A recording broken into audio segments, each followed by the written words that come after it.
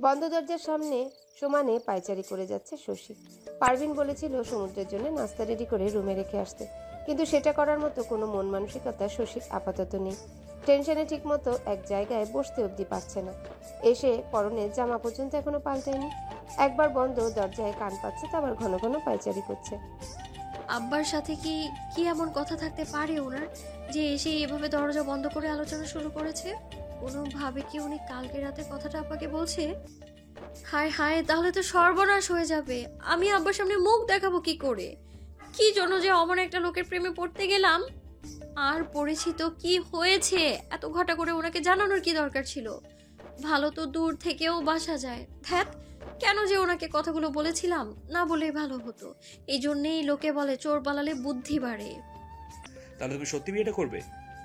জামশেদ মাস্টারের গম্ভীর কণ্ঠে কথাটা শুনে সমুদ্র এবার বিরক্তি নিয়ে গাছাড়া ভাব নিয়ে বলল, যদি মিথ্যে বিয়ে করে যায় তাহলে ওটাও করতে পারি। সমুদ্রের কথা এবার উনিও নড়ে চড়ে বসে সমুদ্রের দিকে তাকিয়ে বলল, আমি কিন্তু সিরিয়াস কথা বলছি। তোমার আর শশীর বয়সের দিকটা একটু ভাবো। ওর জন্য তোমার বয়সটা একটু নয়, বরং বেশি মনে হচ্ছে আমার কাছে। আর তাছাড়া ও এখন অনেকটা ছোট। সমুদ্রের এবার ধৈর্যের বাঁধ ভেঙে গেল। এসব কথা তো ওনার সাথে আরো আগেই হয়ে গিয়েছিল, তাহলে এখন এসব কথার মানে কি? আর উনি যে এভাবে সবার আড়ালে ডেকে যে এসব কথা বলবে, সেটা সমুদ্র আগে থেকেই মনে হয়েছিল। তাই এবার তেরাভাবে জবাব দিল, কেন? আপনার মেয়েকে কি দুধের শিশুর সাথে বিয়ে দেবেন? যদি জানতেন আপনার মেয়ে ভেতরে ভেতরে কত বড় হয়ে গেছে, তাহলে এখনই আমার কোলে তুলে দিতেন।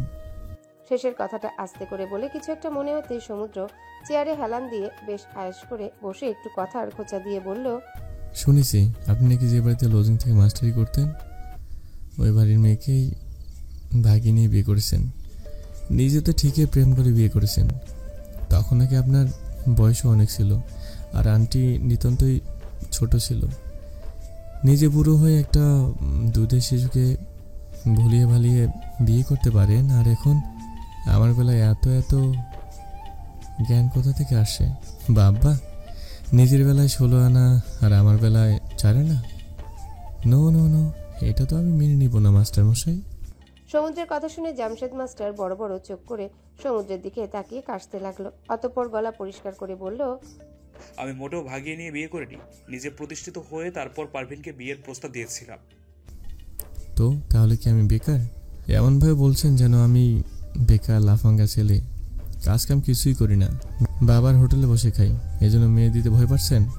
শুনুন মাস্টার মশাই, মেয়েকে আমার সাথে বিয়ে না দিলে কিন্তু তুলে নিয়ে যাব। তখন বসে বসে মাথায় হাত দিয়ে হাই হাই করা ছাড়া কোনো উপায় থাকবে না। সমুদ্রের কথা শুনে একের পর এক ঝটকা খাচ্ছে জামশেদ মাস্টার। তার জানা মতে সমুদ্র মোটেও এমন নয়, কথা কম বলা, গম্ভীর একটা ছেলে। প্রথমে দেখে তো সেটাই মনে হয়েছিল, কিন্তু আজকে সমুদ্রের সাথে আগে সমুদ্রের কোনো মিল খুঁজে পাচ্ছে না। ওনার ভাবনার মাঝে সমুদ্র নিজের মুখটা একটু ওনার দিকে এগিয়ে নিয়ে এসে আস্তে আস্তে বলল, আমার কেমন যেন একটা ডাউট হচ্ছে মাস্টার মশাই। সমুদ্রের এমন করা দেখে এবার উনিও বেশ সিরিয়াস হয়ে নিজের মাথাটা সমুদ্রের দিকে এগিয়ে নিয়ে মাথার সাথে মাথা ঠেকিয়ে ফিসফিস করে বলল, কি বলো তো? সত্যি কি আপনারা ভালোবেসে বিয়ে করেছিলেন, নাকি আন্টিকে কোনো জাদুটনা করে বিয়ে করেছিলেন? না দেখুন, আপনার মাথায় সবগুলো চুল কেমন পেকে গেছে, আবার ভুঁড়িটাও কেমন বেড়ে গেছে, আর ওদিকে আন্টি এখন কত সুন্দরী, যেন সাজিয়ে গুজিয়ে আবারও বিয়ে দেওয়া যাবে। সত্যি করে বলেন তো মাস্টারমশাই, কাহিনী কি? এবার বোধহয় স্কুলের সবচেয়ে রাগী আর গম্ভীর জামশেদ মাস্টার হার্ট অ্যাটাক করেই ফেলবে।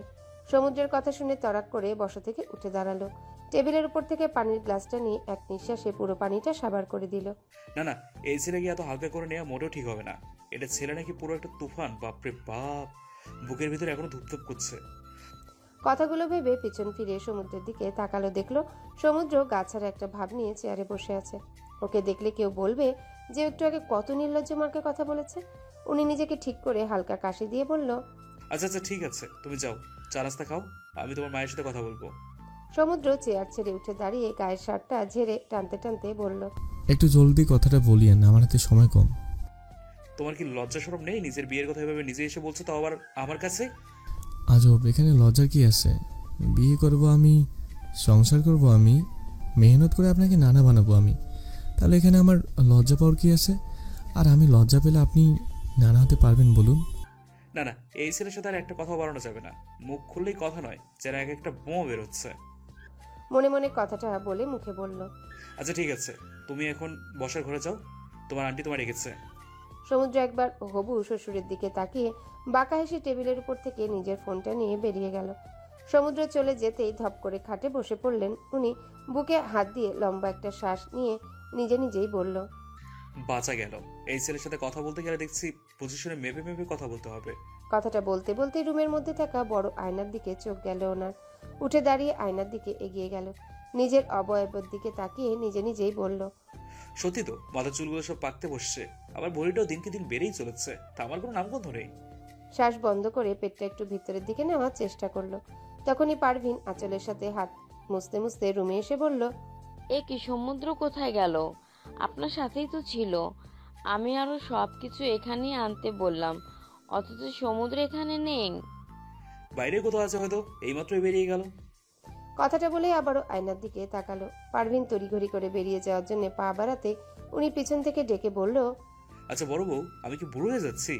পেটটা কেমন বেড়ে যাচ্ছে, তবে তুমি যদি অনুমতি দাও তাহলে চলো কলপ করতে পারি, কি বলো? নড়ে দেখছি তোমার পাশে আমায় মানাবেই না। শেষে একসাথে কোথাও গেলে লোকে ভাববে ভাবি, আর আমাকে বলবে চাচা। স্বামীর মুখে এমন কথা শুনে পারভিন অবাক হয়ে স্বামীর দিকে তাকালো। অতঃপর রেগে বলল, বুড়ো বয়সে ভীমরতি বলি, দিন দিন বয়স কমছে নাকি যে জোয়ান হবে? মাঝে মাঝে আপনার কি যে হয়। আমি গেলাম, হাতে অনেক কাজ আছে। ছোট আর মেজো হেসেলে কি করছে কে জানে। ছোট মা ডেকেছিল, এই জন্যে শশী রান্নাঘরের দিকে গিয়েছিল। কাজটা শেষ হতে আবারও তড়িঘড়ি করে বাবার রুমের দিকে যাচ্ছে। এতক্ষণে লোকটা আব্বাকে না জানি উল্টাপাল্টা কি কি কথা বলেছে। এই মুখ দেখাবো আব্বাকে কেমনে আমি? উনি যদি আব্বাকে বলে যে আমি ওনাকে প্রেমের প্রস্তাব দিছি, তাহলে যেইটুকু মান সম্মান আছে তাও আর থাকবে না। এগুলো বিড়বিড় করতে করতে শশী ওর আব্বার রুমের দিকে যাচ্ছিল। তখনই সমুদ্রের সাথে ধাক্কা খেলো। সমুদ্রের বুকের সাথে ধাক্কা লাগতেই নাকে বেশ ব্যথা পেল। ডান হাতে নাক ডলতে ডলতে সমুদ্রের দিকে তাকিয়ে বলল, আপনি আব্বাকে কি কি বললেন এত সময় ধরে? আর আব্বা কি বলল? এত সময় কেন লাগলো? কি কথা হয়েছে আমাকে বলুন। শশীর কথা শুনে সমুদ্র প্যান্টের পকেটে হাত দিয়ে শশীর দিকে একটু ঝুঁকে মুখটা ওর কানের কাছে নামিয়ে এনে ক্ষীণ স্বরে বলল, তোমার আব্বা বলেছে ওনার মেয়েকে বেশি বেশি ভালোবাসতে আর অনেক অনেক চুমু দিতে। কথাটা বলে সমুদ্র সোজা শশীকে পার করে শীষ বাজাতে বাজাতে চলে গেল। শশী এখনো হাঁ করে সেখানেই দাঁড়িয়ে আছে। আব্বা ওনাকে এই কথা বলেছে? নিজে নিজেই কথাটা ভেবে পরক্ষণে আবারও বলল, আমিও না ওনার কথা বিশ্বাস করে কি সব কথা ভাবছি। আব্বা কেন ওনাকে এই কথা বলবে? সবাই এত এত অনুরোধ করেও সমুদ্রকে থামাতে পারেনি। রাতেই বেরিয়ে পড়েছে, রাতে রাস্তা ফাঁকা থাকবে, তাই কোনো সমস্যা হবে না এই বলে। আপাতত রাস্তায় তেমন কোনো গাড়ি নেই। ফুরফুরে মেজাজে গাড়ি টেনে চলেছে সমুদ্র। শশীর মুখটা চোখের সামনে ভাসতে ঠোঁটের কোণে হাসি ফুটে উঠল। বিকেলে জামশেদ মাস্টারের সাথে হওয়া কথোপকথন মনে হতেই বেশ উচ্চস্বরে হেসে উঠল সমুদ্র। এখন যদি শশী ওকে দেখতো তাহলে মেয়েটা বেশ চমকে যেত। সামনে বড় আলো দেখতেই গাড়ির স্পিড খানিকটা কমিয়ে দিল সমুদ্র। সামনে ঠিক কি গাড়ি আর গাড়িটা কত বড় সেটা আন্দাজ করা যাচ্ছে না। প্রখর আলোতে পিছনের অংশ অদৃশ্যের মতো। এবার বেশ ধীর গতিতে গাড়ি চালাচ্ছে। সামনে যেতেই চোখের সামনে সারি সারি দাঁড় করিয়ে রাখা ট্রাক দেখে সমুদ্র গাড়ি থামিয়ে দিল। সামনের রাস্তা পুরোটাই বন্ধ। কিছু একটা মনে হতেই সমুদ্র তড়িঘড়ি করে সিট বেল্ট খুলল। যখনই গাড়ির দরজা খুলতে যাবে অমনি পেছন থেকে একটা গাড়ি এসে সমুদ্র জিপটাকে জোরে ধাক্কা মারল। সিট বেল্ট না থাকে সামনে খানিকটা ঝুঁকে সামনের গ্লাসের সাথে মাথাঘাত লাগলো। পিছনের গাড়িটা হয়তো বেশ কিছুক্ষণ ধরেই ফলো করছিল, কিন্তু অন্য মনস্ক থাকায় সমুদ্র সেটা বুঝতে পারেনি। সোজা হয়ে বসে কপালে হাত দিতেই বুঝতে পারল রক্ত কপালের কোনায় কেটে গেছে। সেদিকে পাত্তা না দিয়ে ঘাড় ঘুরিয়ে পেছনে তাকাতেই দেখলো 10 চাকার বেশ বড়সড় একটা মালবাহী ট্রাক, সেটাই ওর গাড়িটাকে ধাক্কা দিয়েছে। ট্রাকটা এখন পেছনের দিকে যাচ্ছে, হয়তো আবারও ধাক্কা দেওয়ার প্ল্যান আছে। ও শিট। কথাটা বলেই সমুদ্র তড়িঘড়ি করে ফোনটা বের করলো। পেছনে তাকিয়ে থেকে কাউকে কল দিল। ফোন রিসিভ হতেই সমুদ্র বলা শুরু করলো, ইমরা তোমাকে একটা লোকেশন পাঠিয়েছি, জলদি গাড়ি নিয়ে সেখানে চলে আসো, সময় অনেক কম, হারি আপ। আর হ্যাঁ, আসার আগে কি করতে হবে মনে আছে তো? অবশ্যই স্যার, আপনি শুধু কয়েক মিনিট ওদিকটা সামাল দেন, আমি যত দ্রুত সম্ভব আসছি। বিছানার উপর থাকা ফোনটা অনবরত বেজেই চলেছে। ওয়াশরুমের দরজা খুলে টাওয়েল দিয়ে শরীর মুছতে মুছতে বেরিয়ে এলো সমুদ্র। বিছানা থেকে ফোনটা তুলে পুনরায় কল আসার আগেই সমুদ্র ফিরতি কল দিল। আপনি ঠিক আছেন? আন্টি বলল মাথায় আঘাত পেয়েছেন। ক্ষতটা কি অনেক গভীর? নিশ্চয়ই জ্বালা করছে। আর আপনিও সেখানে ঔষধ লাগাননি? আমি তো চিনি আপনাকে। কেমন ধরনের লোক আপনি? ঔষধ লাগাবেন কেন? আপনি তো বীর বাহাদুর, তাই না? বলছি, আমি কি আসবো? ফোনের ওপাশে চিকন কণ্ঠে উৎকণ্ঠা নিয়ে এক নাগাড়ে কথাগুলো বলে থামল শশী। গলার টাওয়েলটা বেডের এক কোণে ছুঁড়ে ফেলে শটান হয়ে শুয়ে পড়ল সমুদ্র। শাসন করছো আমায়? তোমার তো ভারী সাহস মেয়ে। এতটুকু একটা বাচ্চা মেয়ে হয়ে আমাকে শাসন করছো। আর তুমি এসে কি করবে? তুমি কি ডাক্তার নাকি? সমুদ্রের কথা শুনে মিয়ে গেল শশী। কথার পিঠে আর কোনো জবাব দিল না। তখন সমুদ্রের চিন্তায় কথাগুলো বলেছে, তবে এখন আর কোনো কিছু বলার সাহস পাচ্ছে না। শশীকে চুপ থাকতে দেখে সমুদ্র কান থেকে ফোনটা সরিয়ে সামনে এনে স্ক্রিনের উপর চোখ বুলিয়ে হালকা হেসে নরম কণ্ঠে ছোট্ট করে বলল, ঠিক আছে আমি। এই এতটুকু কথাই শশীর সাহস বাড়ানোর জন্য যথেষ্ট ছিল। এবার বেশ আগ্রহ নিয়ে বলে উঠল, এসব হলো কি করে? মা কাকি সবাই কত করে বলল থাকতে, তাদের কথা না শুনে তো বেরিয়ে গেলেন। এখন বুঝেছেন বড়দের কথা না শুনলে কি হয়? খুবই বুঝেছি। তুমি ভারী চালাক মেয়ে।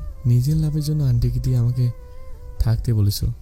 সমুদ্রের কথায় শশী বেশ অবাক হলো। বিস্ময় নিয়ে বলল, এখানে লাভের কি আছে? আর আপনি থাকলে আমার কি লাভ?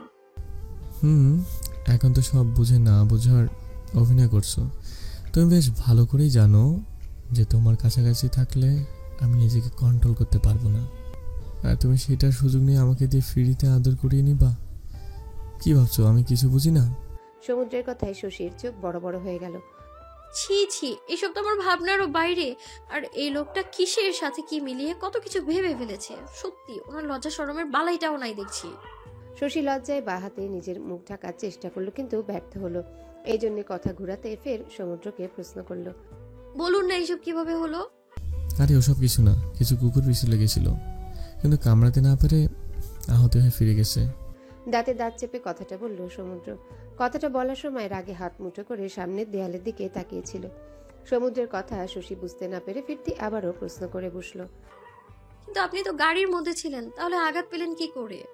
ও তুমি বুঝবে না, এটা 4 পাওয়ালা কুকুর নয়, মানুষরূপী 2 পাওয়ালা কুকুর। এখানে এত বেশি কথা না বলে ঘুমিয়ে পড়ো। ছোট মাথা, এত চাপনা মোটেই ঠিক না। আর এভাবে রাত জেগে শরীর নষ্ট না করে শরীরের যত্ন নাও, কারণ কিছুদিন পরে তোমার ওই নরম শরীরের উপর দিয়ে ভয়াবহ ঘূর্ণিঝড় বইবে। কথাটা বলেই সমুদ্র খট করে ফোন কেটে দিল। শশী হা করে ফোনের দিকে তাকিয়ে আছে। সমুদ্রের কথার মাথা মুন্ডু ও কিছুই বুঝতে পারেনি। তবে কিছুক্ষণ ভাবার পর যখন সমুদ্রের কথার মানেটা বুঝতে পারল, লজ্জায় ফর্সা মুখটা লাল হয়ে উঠল। পাশ থেকে কথাটা হয়ে নিজের পুরো শরীরটা আবৃত করে নিল। এখন আর কিছুতেই ও সমুদ্রের সাথে কথা বলবে না। লোকটা বড়ই বেহায়া, ঠোঁট কাটা। যখন যা মুখে আসে সেটাই বলে দেয়। তো কি করতাম? আমি ফুপি বসে বসে নিজের ধ্বংসের জন্য অপেক্ষা করতাম। ওই সমুদ্র একের পর এক আমার ক্ষতি করে যাচ্ছে, আর আমি কিছু না করে কাপুরুষের মতো হাত গুটিয়ে বসে থাকবো? জোসেফ রেগে কথাটা বলেই টেবিলের উপর থেকে কাচের গ্লাসটা ফেলে দিল। মালবিকা চোখ বন্ধ করে নিজের রাগটাকে সংবরণ করছে। বিড়বিড় করে বলল, ঠোঁট গোল করে আস্তে আস্তে একটা শ্বাস ছেড়ে মালবিকা জোসেফের কাছে গেল। ওর কাঁধে হাত রেখে শান্ত করার জন্য বলল। ফুপির কথা বুঝতে না পেরে জোসেফ মালবিকার দিকে তাকিয়ে বলল, মানে?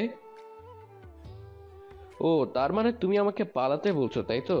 তুমি এটা ভাবলেও কিভাবে ফুপি যে আমি ওই সমুদ্রের ভয়ে দেশ ছেড়ে পালাবো? ভুলে যেও না, ক্ষমতায় আমি ওর থেকেও ওপরে। আমি চাইলেই ক্ষমতা জোরে ওকে আমার বাড়ির চাকর বানিয়ে রাখতে পারি। জোসেফের কথায় মালবিকার রাগ হলেও সেটা গিলে নিয়ে নরম কণ্ঠে বোঝানোর স্বরে বলল, কেমন কাজ? এই দিয়ে পঞ্চমবারের মতো কল দিল শশীর ফোনে, কিন্তু প্রথমবারের মতোই ওপাশ থেকে চিকন মেইলি স্বরে ফের বলে উঠল, আপনি যাকে কল দিয়েছেন সেই মুহূর্তে ব্যস্ত আছে। এইটুকু শুনেই ফোন কেটে পাশে ছুঁড়ে ফেলল রোদ্দুর। এত কিসের ব্যস্ত তুমি শশী? সত্যি তুমি আমাকে অনেক বেশি পড়াচ্ছ। একটা বার তোমার নিজের করে নিই, তারপর সবটা শোধে আসলে মিটিয়ে নেব। কথাটা বলেই নিজের মনে হেসে উঠল রৌদ্র। দরজার বাইরে দাঁড়িয়ে পুরোটাই দেখলো শাহানারা। বুকের ভিতরটা বড্ড জ্বলছে। এক ছেলের খুশির জন্য এখন তাকে অন্য ছেলের মুখের হাসি কেড়ে নিতে হবে। মনকে শক্ত করে ঘরের ভিতর পা বাড়ালো। হাতে থাকা জিনিসগুলো বিছানার ওপর রেখে রৌদ্রের পাশে বসলো। মাকে হঠাৎ গহনাপত্র নিয়ে নিজের রুমে দেখে অবাক বনে গেল রৌদ্র। তবুও কৌতূহল চেপে রেখে মুচকি হেসে মাকে শুধালো। ওগুলো কার মা? শশীর জন্য আরো আগেই বানিয়ে রেখেছিলাম। যেদিন কথা হলো তারপর থেকে বানাতে দিয়েছিলাম। সমুদ্রকে তো এসব বলে লাভ নেই, ও এসবের কিছুই বুঝবে না। তুই একটু আমার হাতে হাতে সাহায্য করে দে তো, এখনো কত কাজ বাকি। মায়ের কথাগুলো পুরোটাই মাথার উপর দিয়ে গেল রৌদ্রের। কিছু বুঝতে না পারায় শাহানারাকে প্রশ্ন করলো। আমি তোমার কথায় কিছু বুঝতে পারছি না মা। গয়নাগুলো শশীর জন্য বানিয়েছ, ঠিক আছে, বিয়ে তো ওকে গয়না দেওয়া লাগবে, কিন্তু তারপরে কথাগুলো বুঝতে পারিনি। ছেলের কথা এবার শাহানারা দীর্ঘশ্বাস ফেলে কথা ঘোরানোর জন্য হাতের ফোনটা রৌদ্রের দিকে বাড়িয়ে দিয়ে বলল, এটা হলো তোর বাবার বন্ধু শফিক ভাইকে মনে আছে? ওনার মেয়ে, দেখতে মাশাল্লাহ, আবার নাকি ডাক্তারি পড়ছে। তোর বাকিটা বলার আগে রৌদ্র শাহানারা থেকে ফোনটা নিজের হাতে নিয়ে স্ক্রিনে থাকা মেয়েটার ছবির দিকে তাকিয়ে হেসে বলল, বাহ, বেশ, দেখতে তো একদম ভাইয়ার সাথে বেশ মানাবে। তাহলে কি ভাইয়া বিয়ে করতে রাজি হয়েছে? কিন্তু তুমি তো আমাকে কিছুই বলো না। সমুদ্রের জন্য নয়, একে আমি তোর জন্য পছন্দ করেছি। আমি চাইছি সমুদ্রের বিয়ের পরপরই তোর বিয়েটাও দিয়ে দিতে। মায়ের কথায় রৌদ্রের হাসি মাখা মুখটা কালো হয়ে গেল, কিন্তু পরক্ষণে আবারও হেসে বলল, দৌড়, আমি কেন এই বিয়েতে যাব? তুমিও না মা, এমন এমন মজা করো, আমাকে পুরো ভয় পাইয়ে দাও। আর তাছাড়া আমি তো তোমাকে বলিয়ে রেখেছি যে আমি শশীকে বিয়ে।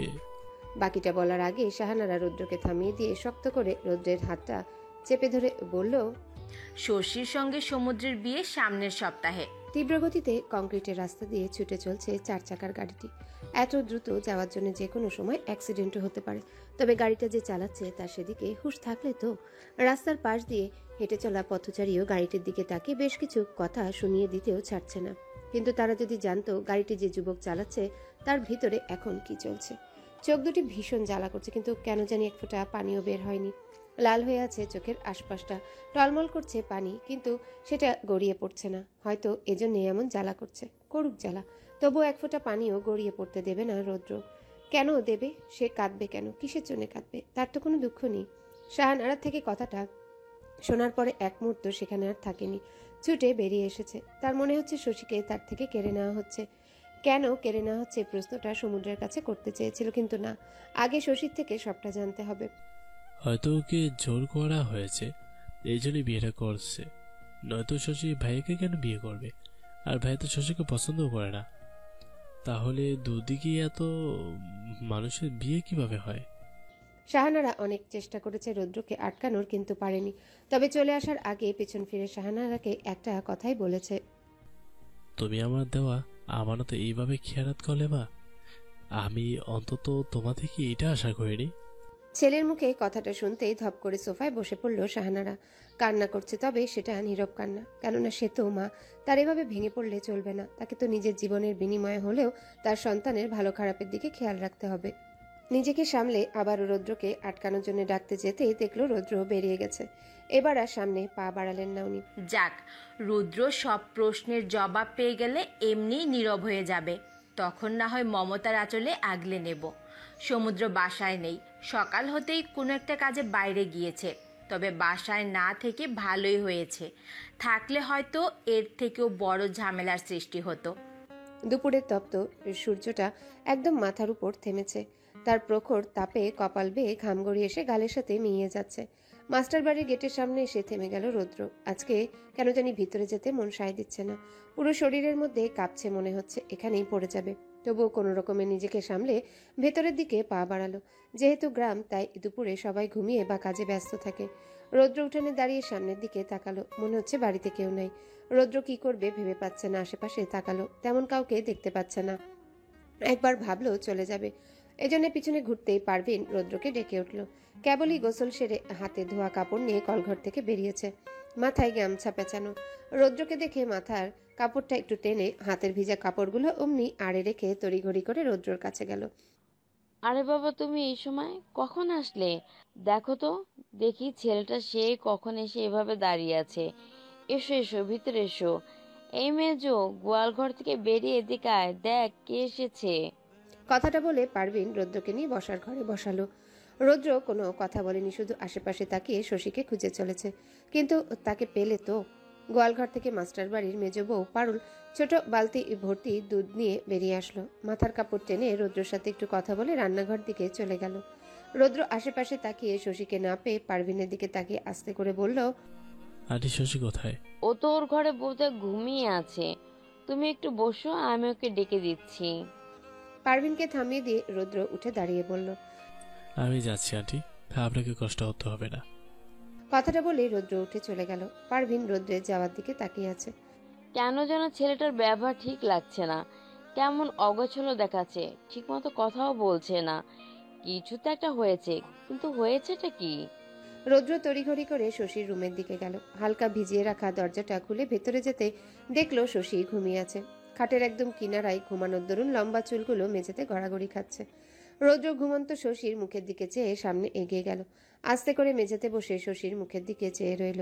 কি নিষ্পাপ পবিত্র একটা মুখ, এত খবর একটা প্রাণকে কেউ কেউ কিভাবে জোর করতে পারে? আর কেউ তোমাকে জোর করবে না, কিচ্ছু করবে না, কিছু করতেও পারবে না। আমি চলে এসেছি। আজ এখন আমার ভিতরের সবটা তোমাকে বলবো, তারপর তোমাকে একদম নিজের করে নেব। বিড়বিড় করে কথাগুলো বলে শশীর মুখের দিকে ঝুঁকে গেল রৌদ্র, ওই নরম কপালে শুষ্ক ঠোঁটের স্পর্শ দেওয়ার জন্য। রৌদ্রের ঠোঁট শশীর কপাল ছুঁই ছুঁই তখনই পাশে পড়ে থাকা শশীর ফোনে মেসেজ টোন বেজে উঠল। রৌদ্র মাথা ঘুরিয়ে আলো জ্বলতে থাকা ফোনের দিকে চাইল। আলগোছে ফোনটা হাতে তুলে নিয়ে তাতে চোখ বুলাতেই বুকের ভিতরটা কেমন হাঁসফাঁস করা শুরু হলো। ফোনে যেহেতু লক দেওয়া নেই, এই জন্যে কাপা হাতে মেসেজটা সিন করতেই চোখের সামনে একে একে শশী আর সমুদ্রের কথোপকথন ভেসে উঠল। শ্বাসটা কেমন আটকে আটকে আসছে, তবু আরও কিছুটা স্ক্রল করতেই দেখতে পেল দুজনের ভালোবাসাময় কথার আদান প্রদান। ব্যাস, আর কিছু দেখার সাহস হলো না। রৌদ্রের কাঁপতে থাকা হাত থেকে ফোনটা মেঝেতে পড়ে গেল। ফোন পড়ার শব্দে শশীর ঘুম ভেঙে গেল। চোখ খুলতেই দেখল রৌদ্র মেঝেতে বসে স্তব্ধ হয়ে ফোনের দিকে তাকিয়ে আছে। রৌদ্রকে দেখেই তড়িঘড়ি করে উঠে বসে নিজেকে ঠিক করে বলল, কি হয়েছে রৌদ্র ভাইয়া? আপনি এইখানে কখন আসলেন? আর আমার ফোন? কথাটা বলে বিছানা থেকে নেমে ফোনটা হাতে তুলে নিল। রৌদ্র এক দৃষ্টিতে শশীর দিকে তাকিয়ে আছে। হাজার চেষ্টা করেও একটা শব্দ কেন জানি মুখ থেকে বেরোচ্ছে না। তবুও কাপা কাপা গলায় রৌদ্র শশীকে জিজ্ঞাসা করল, শশী, ওই ভাইয়া আসলে? কি হয়েছে ওনার? অস্থির হয়ে কথাটা জিজ্ঞাসা করল শশী। রৌদ্র অবাক চাহনিতে শশীর দিকে তাকিয়ে আছে। না, সে ঠিক দেখছে। শশীর চোখে তার জন্য কোনো ভালোবাসা নেই, কিন্তু সমুদ্রের জন্য হাজারো অনুভূতি, ভালোবাসা, ভালো লাগা, অস্থিরতা, এ যেন এক সমুদ্র ভালোবাসা। রৌদ্র আর কিছুই বলতে পারল না। তার যেটা জানা সেটা তো জেনেই গেছে। বহু কষ্টে দেয়াল ধরে উঠে দাঁড়ালো, অতঃপর কোনো দিকে না থেকে সোজা ঘর থেকে বেরিয়ে গেল। শশী অবাক হয়ে রৌদ্রের যাওয়ার দিকে চেয়ে রইল। উনি এখানে কেন এসেছিল আর এভাবে চলেই বা কেন গেল? কথাটা বলেই শশী নিজের ফোনটা থেকে কাউকে কল দিল। শশীর রুম থেকে বেরিয়েই সোজা হাঁটতে লাগলো রৌদ্র, কিন্তু পা যেন চলছে না। এতক্ষণে আটকে রাখা পানিটার কোনো বাধা না পেয়ে অঝরে গড়িয়ে পড়ছে। কারো আসার আওয়াজ পেয়ে রৌদ্র নিজেকে সামলে চোখের পানিটা মুছে নিল। পারভিন নাস্তা রেডি করে রৌদ্রকে ডাকার জন্য শশীর ঘরের দিকে যাচ্ছিল, কিন্তু পথিমধ্যে রৌদ্রকে পেয়ে মুচকি এসে বলল, আরে বাবা, তুমি এখানে? আমি তো তোমাকেই ডাকতে যাচ্ছিলাম, এসো। না আন্টি, আমি চলে যাচ্ছি। আসলে শশীর সাথে কিছু কথা ছিল আর কিছু জানার ছিল, সেটার জন্যই আসা। কিন্তু এখন থেকে মনে হচ্ছে না আসলেই ভালো হতো, কিন্তু এখন মনে হচ্ছে না আসলেই ভালো হতো। শেষের কথাটা আনমনে বলে শুকনো একটা হাসি দিয়ে বেরিয়ে গেল। এবার যেন পারভিনের সন্দেহটা আরও পাকাপোক্ত হয়ে গেল। এবার তিনি নিশ্চিত কিছু তো একটা হয়েছেই। সন্ধ্যা পেরিয়ে রাত নেমে এসেছে, কিন্তু রৌদ্র এখনো বাড়ি ফেরেনি। সেই সকালে বেরিয়ে এখনো না আসায় চিন্তায় অস্থির হয়ে পায়চারি করছে শাহানারা। সমুদ্র এখনো বাড়ি আসেনি। রৌদ্রের আগে যদি সমুদ্র চলে আসে, অতঃপর রৌদ্র কোথায় জিজ্ঞাসা করে, তাহলে কি বলবেন তিনি? এসব ভেবে আরও চিন্তিত হয়ে পড়ছেন। ওনার ভাবনার মাঝে কলিং বেল বেজে উঠল। শাহানারা তড়িঘড়ি করে দরজা খুলে দিল। ভাবলো এই বুঝি রৌদ্র এসেছে, কিন্তু না, তার ভাবনা ভুল। দেখলো সমুদ্র দাঁড়িয়ে আছে। যেই ভয়টা পেয়েছি সেটাই হলো। এখন সমুদ্র জিজ্ঞেস করলে কি বলবো? শাহানারাকে পাশ কাটিয়ে ভিতরে আসলো সমুদ্র। শাহানারাও দরজা বন্ধ করে সমুদ্রের পিছনে গেল। উনি আগ বাড়িয়ে অন্য কিছু বলতে যাওয়ার আগে শাহানারার সমস্ত চিন্তাকে পাল্টে দিয়ে সমুদ্র গম্ভীর স্বরে প্রশ্ন করল, রৌদ্র হিজলতলি শশীদের ওখানে কেন গিয়েছিল মা? সমুদ্রের কথা শুনে শাহানারা চমকে সমুদ্রের দিকে তাকালো। যা ভয় পেয়েছিল সেটাই হলো। সমুদ্র তাহলে জেনে গেছে যে রৌদ্র শশীর ওখানে গিয়েছে। এখন আমি কি বলবো, কিভাবে সমুদ্রকে সত্যিটা জানাবো? কিন্তু সমুদ্রকে না বললে তো ও ঠিকই কোনো না কোনোভাবে জেনে যাবে। তখন কি হবে? না না, অন্য কারো থেকে জানার চেয়ে আমিই বলে দেই। ওকে বুঝিয়ে বললে ও ঠিক বুঝবে। খোলা একটা অন্ধকার মাঠে দাঁড়িয়ে আছে রৌদ্র। চারিপাশে ঝিঝি পোকার ডাক, নির্জন মাঠে, আশেপাশে কোনো মানুষ নেই। আকাশে মেঘ করেছে, কালো মেঘ এসে চাঁদটাকে আড়াল করে ফেলেছে। চাঁদের আলো আর ধরণীতে এসে পড়ছে না, এই জন্যেই চারপাশটা এত অন্ধকার। রৌদ্র আকাশের দিকে তাকিয়ে জোরে জোরে কান্না করতে লাগলো, কিন্তু আফসোস ওর কান্না দেখার বা শোনার মতো এখানে কেউ নেই। হাঁটু ভেঙে নিচে বসে পড়লো, মাথা নিচু করে কান্না করে আবার ওই অবস্থায় আকাশের দিকে তাকালো। শশী আমার ব্যক্তিগত আকাশের একমাত্র মেঘে ঢাকা চাঁদ। আমি যদি কখনো বলতে পারতাম আমি তোমাকে ঠিক কতটা ভালোবাসি। এতটুকু বলে এবার শরীরের সমস্ত শক্তি দিয়ে চিৎকার করে বলল, আমি ভালোবাসি তোমায়। শুনতে পাচ্ছ তুমি? আমি তোমার দু চোখ বন্ধ করলেই তোমাকে দেখতে পাই, অনুভব করি তোমায়। রাতে ঘুমাতে পারি না, বুকের বাপাস তীব্র ব্যথা করে। চোখ বন্ধ, পাতা তখন খুলি, তখন তোমাকে দেখতে চাই। জানি তুমি আমার নয়, আমার কাছেও নেই, কিন্তু আমি তবু তোমাকে আমার আশেপাশে অনুভব করি। আমি রাতের আকাশে অজস্র তারার মাঝে এক তোমাকে খুঁজি। ভালো তো সেই বাসে শশী, আমার মতো কেউ তোমাকে ভালোবাসতে পারবে না, কারণ আমার কাছে আমার চাঁদ আছে, যার কারো কাছে নেই। আমি তোমাকে বলতে চাই না শশী, আসলে আমি তোমাকে কখনো বলতেও পারবো না, কারণ তুমি আমার শুধুই আমার। আমি তোমাকে সারা জীবন ভালোবেসে যাব, আর মৃত্যুর আগ পর্যন্ত ভালোবেসে যাব আজকের থেকে পর। ড্রয়িং রুমের সোফায় গম্ভীর মুখে বসে আছে সমুদ্র, যেন কিছু ভাবছে সে। শাহানারা রৌদ্রে চিন্তায় অসুস্থ হয়ে পড়েছে, রাতে ডাক্তার এসে ওষুধ দিয়ে গেছে, এই জন্যেই এত বেলা অবধি ঘুমাচ্ছে। কলিং বেল বাজতেই কাজের লোকটা গিয়ে দরজা খুলে দিল। রৌদ্র আস্তে ধীরে ভিতরে প্রবেশ করলো। চোখ দুটো লাল হয়ে ফুলে আছে, মাথার চুলগুলো বেশ উস্কো খুস্কো, গায়ের টি শার্টটাও নোংরা হয়ে আছে। ঢুলু ঢুলু পায়ে সোজা হেঁটে সিঁড়ির দিকে চলে গেল। সমুদ্র সোফায় বসে সবটাই দেখলো, তবে কিছু বলল না। রৌদ্র যখন সিঁড়িতে পা রাখবে তখনই পিছন থেকে সমুদ্রকে ডেকে বলে উঠল, সারা রাত কোথায় ছিলি? আর এই অবস্থা কেন তোর? কি হয়েছে? সমুদ্রের ডাকে থেমে গেল রৌদ্র, পিছন ফিরে সমুদ্রের দিকে তাকালো। সমুদ্র ভ্রু কুঁচকে রৌদ্রকে দেখে বোঝার চেষ্টা করছে। বেশ কিছু সময় রৌদ্র সমুদ্রের দিকে তাকিয়ে থেকে আস্তে আস্তে গিয়ে আচমকাই সমুদ্রকে জড়িয়ে ধরল। সমুদ্র প্রথমে চমকে গেল, পরক্ষণে নিজেও দু হাতে রৌদ্রর পিঠ রেখে পুনরায় জিজ্ঞাসা করল, কি হয়েছে তোর, আমাকে বল। রৌদ্র সমুদ্রের কথা শুনে এবার কান্না করে দিল। সমুদ্রের কাঁধে নিজের থুতনি রেখে কাপা কাপা গলায় বলল, আমি আমার নিজের হাতে রাখা অনেক প্রিয় একটা ছবি হারিয়ে ফেলেছি রে ভাই। আমার অনেক শখের একটা ছবি, খুব কাছের, খুব ভালোবেসে ছবিটা এঁকেছিলাম। সেটা খুঁজতেই তো হিজলতলিতে গিয়েছিলাম, কিন্তু ওখানে গিয়ে বুঝলাম আমি আর কখনো সেই ছবিটা আর পাবো না। ওটা একেবারের জন্য হারিয়ে গেছে, এই জন্য অনেক বেশি কষ্ট হচ্ছে। আসলে ছবিটা অনেক আগলে রেখেছিলাম তো, কিন্তু তবুও কিভাবে যেন হারিয়ে গেল। আসলে অনেক শখ করে এঁকেছিলাম তো, তবে ওটা যে পেয়েছে আমি জানি সে ছবিটা অনেক ভালো লাগবে, যত্ন রাখবে, তাই সেটা ভেবে শান্তি লাগছে। কিন্তু আরও বেশি কষ্ট লাগছে এইটা ভেবে যে আমি আর কখনো সেই ছবিটাকে আঁকড়ে ধরতে পারবো না, আঁকতেও পারবো না, কারণ আমি তো আঁকতেই ভুলে গেছি। ভাইয়া রে, বিশ্বাস কর, আমি অনেক চেষ্টা করলাম, কিন্তু কিছুতেই ছবিটার মতো আঁকতে পারলাম না। ছবিটা হারিয়ে গিয়েছে আমার কাছ থেকে, সেই সাথে নিয়ে গেছে। দম বন্ধ লাগছে আমার, একটু একা থাকতে চাই। কথাগুলো বলে রৌদ্র সমুদ্রকে ছেড়ে দিয়ে চলে গেল। সমুদ্র এখন ওখানে সেভাবেই শক্ত হয়ে দাঁড়িয়ে আছে, কাঁধের কাজটায় ভেজা। ও জানে রৌদ্র কথাগুলো বলার সময় কান্না করছিল। কিন্তু কেন, কি এমন হারিয়েছে ওর যে ও সেটার জন্য এত কষ্ট পাচ্ছে? না না, আমাকে জানতেই হবে, আমার ভাই ঠিক তার কোনো আঁকা ছবির জন্য কষ্ট পাচ্ছে। রৌদ্রর ঘরের সামনে দাঁড়িয়ে আছে শাহানারা। যখনই শুনেছে রৌদ্র বাড়ি ফিরেছে আর এক মুহূর্ত দেরি করেনি, তবে ভিতরে যেতে ভয় লাগছে। ছেলের সামনে কিভাবে দাঁড়াবে, কি বলে সান্ত্বনা দিবে সেটা ভেবে। তবুও অনেক কষ্টে নিজেকে সামলে ভিড়িয়ে রাখা দরজাটা খুলে ভিতরে গেল। রৌদ্র উপর হয়ে বিছানার মাঝখানে শুয়ে আছে, পরনে জামা খুলেনি, পায়ের জুতোটা পর্যন্ত ওভাবেই আছে। শাহানারা আস্তে আস্তে রৌদ্রের মাথার কাছে গিয়ে বসলো। কাপা কাপা হাতটা রৌদ্রের উস্কো খুস্কো চুলে বুলাতেই মাথা তুলে তাকালো রৌদ্র। রৌদ্রের মুখটা দেখতেই বুকের মধ্যে কেঁপে উঠল। এ কি হাল হয়েছে আমার ছেলের? সব দোষ আমার।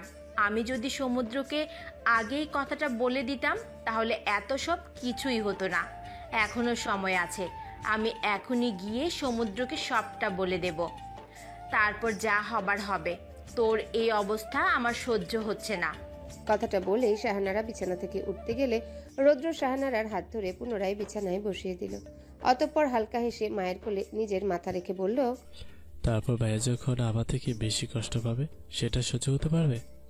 রৌদ্রের কথার পিঠে শাহানারা কিছুই বলতে পারল না। সত্যি তো, এক ছেলের কষ্টই সহ্য হচ্ছে না, তখন বড়টার কষ্ট কিভাবে সহ্য হবে? তাছাড়া সমুদ্র কষ্ট পেলেও সেটা প্রকাশ করবে না, নিজের মধ্যে চেপে রেখে ভিতরে ভিতরে গুমড়ে মরবে। শাহানারার ভাবনার মাঝেই রৌদ্র বলে উঠল, কি বলতো মা, দোষটা তোমার নয়, আসলে এখানে দোষ কারো নয়, দোষী হলাম আমি। শশী তো জানেই না যে আমি তাকে ভালোবাসি, তাহলে ও কেন আমার জন্য অপেক্ষা করবে? মাগো, তুমি বিশ্বাস করো, আজকে যদি শুধু ভাইয়ের শশীকে ভালোবাসতো তাহলে আমি ভাইয়ের কাছে শশীকে চেয়ে নিতাম। আমি জানি ভাইয়ের কষ্ট হলেও আমার ভাই আমাকে খালি হাতে ফেরত দিত না, কিন্তু শশী নিজেই ভাইয়াকে ভালোবাসে, অনেক বেশি ভালোবাসে। সেখানে আমি নিজে ভালোবাসা মানুষ থেকে তার ভালোবাসা কীভাবে কিনে নেবো বলো? আমি তো শশীকে কখনো নিজের মনের কথা বলিনি, তাহলে ও কেন আমাকে বুঝবে, আমার জন্য অন্য কিছু ভাববে? ও তো আমাকে শুধু একজন ভালো বন্ধু বড় হিসেবে দেখছে মা। ও কিভাবে বুঝবে ওর জন্য কারো কারো মনে বিশাল ভালোবাসা পাহাড় জন্মে আছে? ও মা, জানো আমার ভীষণ কষ্ট হচ্ছে। রৌদ্রের এমন কথা আর সহ্য হলো না শাহানারার। রৌদ্রের মাথাটা বুকে চেপে ধরে কান্না করতে করতে বলল, একটু চুপ কর বাবা, কিচ্ছু হয়নি। এই যে মা আছে তো, আর কষ্ট হবে না। চোখটা একটু বন্ধ করে একটু ঘুমা, দেখবি সব ঠিক হয়ে গেছে। রৌদ্র ছোট বাচ্চার মতো হাউমাউ করে মায়ের কোলে মাথা রেখে কাঁদছে আর নিজে নিজে এসব কথা বলছে। শাহানারা আস্তে আস্তে ওর মাথায় হাত বুলিয়ে দিচ্ছে। একটা সময় কান্না করতে করতে রৌদ্র ঘুমিয়ে গেল। শাহানারা আস্তে করে রৌদ্রর মাথাটা বালিশে রেখে ওর মুখের দিকে তাকালো। একটা রাতের মধ্যে ছেলেটার কি হাল হয়েছে! পায়ের কাছ থেকে কাঁথাটা নিয়ে গায়ের উপর দিয়ে বেরিয়ে গেল। সমুদ্র শশীর থেকে সবটা শুনেছে, তবে এটা বুঝতে পারছে না রৌদ্রর হয়েছেটা কি। এসে থেকে তো সব ঠিকই ছিল, তাহলে হঠাৎ কি এমন হলো যে ও কাউকে কিছু না বলে হিজল তুলে গেল? আর ওখানেও কেমন আনমনা ছিল, কারোর সাথে তেমন কথা বলেনি, আবার হঠাৎ করে চলে আসে। তবে সেদিন আর ঘরে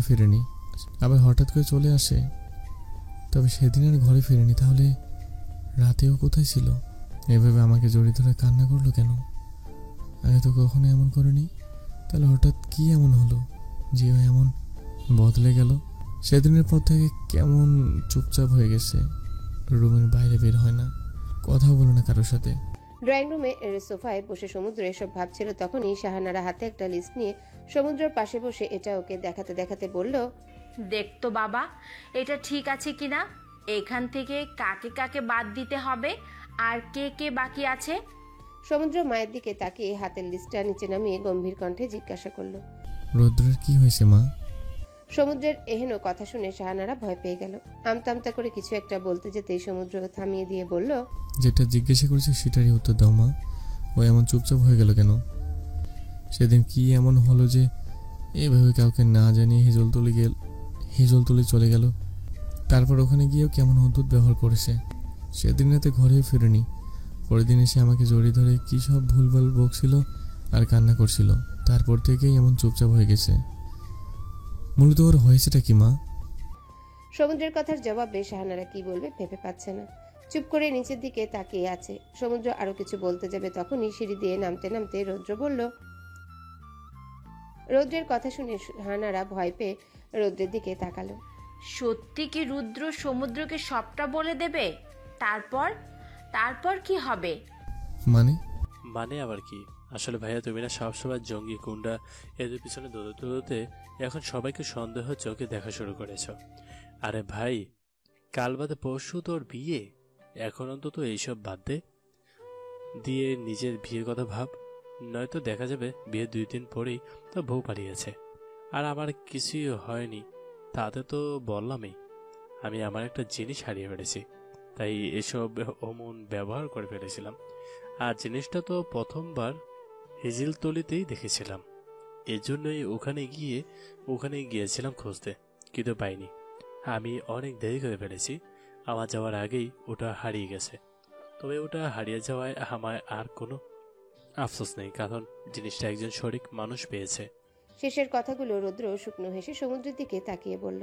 শাহানারা রৌদ্রের দিকে তাকিয়ে আছে। সে যা ভেবেছিল রৌদ্র তা করেনি। ভাইয়ের সাথে বিরোধিতা করেনি। আজকে তার ভিতরটা শান্ত হয়ে গেছে। না, সে তার সন্তানদের সঠিক শিক্ষা দিতে পেরেছে।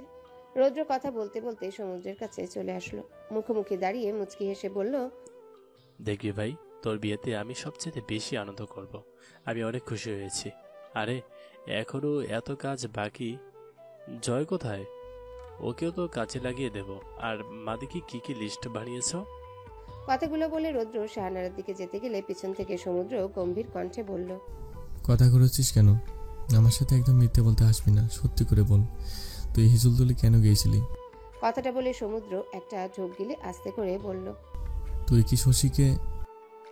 হ্যাঁ, শশীর কাছে তো প্রথম জিজ্ঞেস করতে চেয়েছিলাম, কিন্তু পরে ভাবলাম ও চিনবে কিনা। ওর জন্যই তো কিছু না বলে চলে আসলাম। আসলে হয়েছে কি ভাই, আমি যেদিন প্রথম হিজলতলাতে যাই সেদিন একটা মেয়েকে দেখেছিলাম। চঞ্চলা হরিণের মতো ছুটে চলছিল, যেন রঙিন রং তুলি দিয়ে সাধ্য আঁকা জীবন্ত ছবি। কথাটা বলতেই রৌদ্র আনমনে সেদিনের প্রথম দেখা শশীর মুখটা ভাবতে লাগলো। অতঃপর নিজের ভাবনা থেকে ফিরে সমুদ্রের দিকে তাকিয়ে দেখে সমুদ্র ভ্রুকুচকে ওর দিকে তাকিয়ে আছে। তাই দেখে রৌদ্র হেসে বলল, তারপর মেয়েটাকে আমার পছন্দ হয়ে গেল। ভাবলাম তোর বিয়ের পরেই বিয়েটা সেরে ফেলবো, কিন্তু তুই তো বিয়ে করলি না, আর আমাকেও চলে যেতে হলো। আমিও আর ওটা নিয়ে বেশি মাথা ঘামালাম না। ভাবলাম দেশে ফিরে একেবারে বিয়েটা করে ফেলবো, কিন্তু ততদিনে দেরি হয়ে গেল। যা হওয়ার সেটাই হলো। মেয়েটার অন্য জায়গায় বিয়ে ঠিক হয়ে গেছে। এই জন্যই মোট কথা। আর তুই কি না কি ভাবছিস? তুই সত্যি বলছিস তো? মেয়েটার বিয়ে ঠিক হয়েছে? বিয়ে তো হয়নি। তুই চল আমার সাথে, আমি ওই মেয়ের বাবার সাথে কথা বলবো। আমার ভাই কোন দিক থেকে কম শুনি? এখনই চল, আমি দেখতে চাই মেয়ের বাবা কেমন ছেলে পছন্দ করে। সমুদ্রের কথায় রৌদ্র হেসে মনে মনে বলল, মেয়েটাকে জানলে তুই এই কথা কখনো কাউকে বলতে পারবি না ভাই। তুই সহ্য করতে পারছিস না, তার চেয়ে বরং তোর না জানাই থাক। কথাগুলো বলে সমুদ্রকে বলল, মেয়েটাকে জানলে তুই এসব কথা কখনো বলতে পারবি না ভাই। তুই সহ্য করতেও পারবি না, তার চেয়ে বরং তোর না জানাই থাক। কি দরকার ভাইয়া? আর তার চেয়ে বড় কথা, মেয়েটা জানেই না যে আমি তাকে ভালোবাসি। তাহলে এখানে মেয়েটা কি দোষ? আর দেশে কি মেয়ের অভাব পড়েছে নাকি? আচ্ছা সে বাদ দে, এখন সবকিছু আয়োজন করতে হবে। কবে তো তোর ভাইয়ের বিয়ে বলে কথা তো? রৌদ্র কথাগুলো বলে শাহানারার দিকে চলে গেল। অতঃপর মায়ের সাথে আলোচনা করতে লাগলো কি কি করতে হবে। সমুদ্র দুহাত বুকের সাথে গুজে রৌদ্রের দিকে তাকিয়ে আছে। এত সব কিছুর পরেও একটা চিন্তা থেকেই যায়, রৌদ্র যদি মেয়েটাকে খুঁজতে যাবে তাহলে শশীদের বাড়িতে গিয়ে ওরকমটা করার মানেটা কি? মেয়েটা আসলে কে? সন্ধ্যা হয়ে এসেছে, আজানও বোধহয় হয়ে গেছে। এই সময়টাতে পারভিন যদি দেখে শশী এভাবে বিছানায় শুয়ে আছে তাহলে বাড়ি মাথায় তুলবে। তবু আজকে শশী শুয়ে আছে, মা দেখলে যা খুশি বলুক গিয়ে। কাল সকালে থেকে এটা ওটা করতে করতে শরীর আর চলছে না। বিকালের দিকে অনুষ্ঠান শেষ হয়েছে। বাড়ি ভর্তি মেহমান, উঠানে ছোট ছোট বাচ্চারা চেঁচামেচি করছে, দৌড়াদৌড়ি করছে। কারেন্ট চলে গেছে, এই জন্যে বাকিরা কেউ কেউ চেয়ার পেতে গল্প করছে, আবার কেউ পেঁয়াজ রসুন কাটছে। কাজের বাড়িতে এই সময় কারেন্ট যাওয়াটায় সবাই বিরক্ত, তবে সবাই মিলে আলো আধারিতে হারিকেন জ্বালিয়ে গল্প করতে করতে কাজ করছে, এটাও উপভোগ করছে। কারেন্ট নেই, এই জন্যে গরমের মধ্যে কেউ রুমেও নেই, সবাই বাইরে। নিজের রুম খালি পেয়ে শশী বিছানায় নিজের শরীরটা এলিয়ে দিয়েছে। হলুদ শাড়ির আঁচলটা বুক থেকে নামিয়ে পাশে রেখে দিয়েছে। কারেন্ট না থাকায় ফ্যানও চলছে না, আর শাড়ি পরায় গরম যেন বেশি লাগছে। এই জন্যে মূলত এটা করা। জানালা দিয়ে হালকা ঠান্ডা বাতাস আসছে, এতেই চোখে ঘুম নেমে এসেছে। কেবলই চোখটা বন্ধ করেছে অমনি ফোনটা ভুবু শব্দ করে বেজে উঠল। শশী বিরক্ত হয়ে যে কল দিয়েছে তাকে বেশ কয়েকটা গালি দিয়ে বসলো। অতঃপর হাতড়ে ফোনটা সামনে এনে দেখলো স্ক্রিনে সমুদ্রের নামটা জলজল করছে। জলদি উঠে বসে জিহবাতে কামড় দিয়ে একটু আগের বকাটা ফিরিয়ে নিল। ফোন রিসিভ করে কানে ধরতে ওপাশ থেকে গম্ভীর কণ্ঠে সমুদ্র বলল, সারাদিন কি করছিলে? ফোন ধরনি কেন? সমুদ্রের কথায় শশীর মনে পড়ে গেল সকাল থেকে তার ফোনটা তার কাছেই ছিল না। ওর চাচাতো মামাতো ফুপাতো মিলে অনেকগুলা ভাই বোন এসেছে, প্রায় সবাই ওর থেকে বড়। কেবল চাচাতো ভাই বোনদের মধ্যে থেকে শশীই বড়।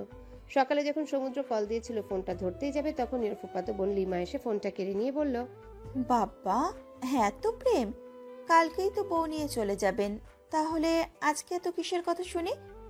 শুনেছিলাম আর্মিনা নাকি রোমান্টিক কম গম্ভীর বেশি হয়, কিন্তু সমুদ্রতে দেখছি হ্যাপি রোমান্টিক। আপু ফোন দাও, উনি ভীষণ রেগে যাবে। যাক রেগে, কালকে তো বাসর রাত, কালকেই না হয় আদর্শ আগ দিয়ে রাগ ভাঙিয়ে দিবি। লিমার কথা শুনে শশী লজ্জা পেয়ে মাথা নিচু করে বলল, তুমি আমার থেকে বড়, আবার সম্মানের দিক থেকেও ওনার চেয়ে বড়, তাহলে এইসব বলো কেন?